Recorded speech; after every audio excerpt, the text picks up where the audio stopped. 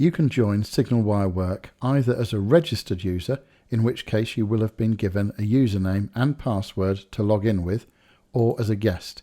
If joining as a guest, you'll be invited to add your name, your email address, and your company name in order to be identified as you join the various rooms. Here on the home screen, which is the first thing you'll see, is a list of rooms that you're able to join. We'll join the lobby. If this is your first use of SignalWire Work, you'll be prompted to give your permission for SignalWire Work to use your camera and your microphone. These boxes are pre-checked. Were you to uncheck them and then press continue, you would enter the room not being able to be seen or heard, so it's very important that these boxes are checked. You may also notice that your browser itself requests permission to pass your microphone and camera feeds to the SignalWire Work website, and you'll click Allow for that. The next thing is to choose your devices. I'm going to choose this different camera here. I'd like to use this particular microphone, and I'm happy with the operating system default speakers. I don't want to be asked about these choices again, and so I'm going to check the skip this page in the future box before I click Join Room. Once in the room, you may hear some background music playing softly if it's been configured for that particular room. There's also a range of information, tools and controls to make your life easier. Up on the top left here is the name of the room you're currently in, the lobby in our case. Next to it is the invite button.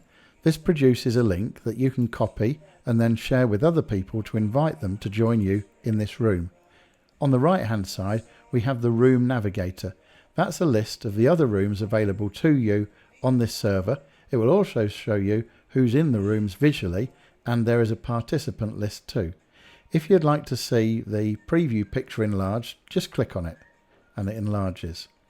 If you want to turn the room navigator off, that's simply done by clicking the X and it disappears, and as you can see the main screen gets bigger. If you want to turn it back on, the button that looks like a compass is the toggle room navigator button, and it will bring back the room navigator. Next to that is the participant list button for this particular room, and you can see there that I'm currently the only person in it. To the right of the room navigator button is the help button. This opens up a place where you can search on help desk topics, but you can also start a dialogue with a member of the support team using this chat facility. On the extreme right hand side is the burger menu. That gives a number of choices to you, including the ability to change devices, to toggle the room navigator, or to totally log out.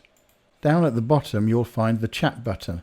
That creates a chat dialogue where different members of the room can pass text messages to each other without interrupting the flow of the conversation that's happening in the room.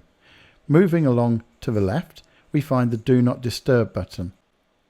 The Do Not Disturb button mutes your own audio from going into the conference. It also mutes the audio from the conference from coming out of your speakers, thus giving you less disturbance. Your video feed continues to be fed into the room, but it's behind this virtual smoked glass panel.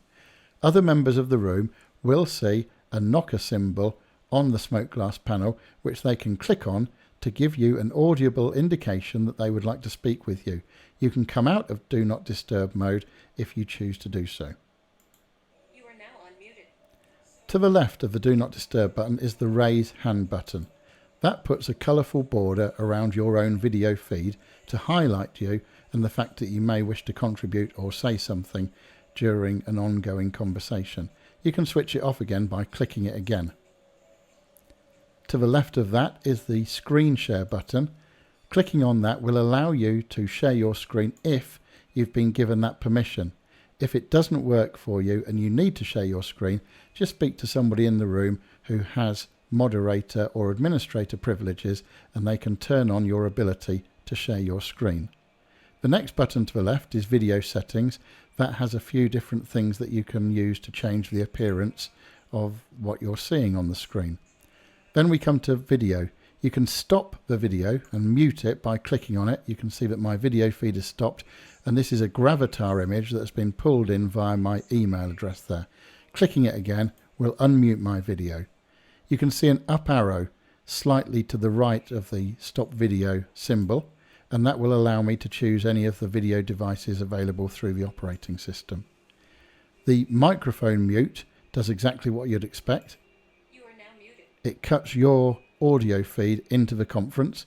Clicking it again will unmute. You are now unmuted.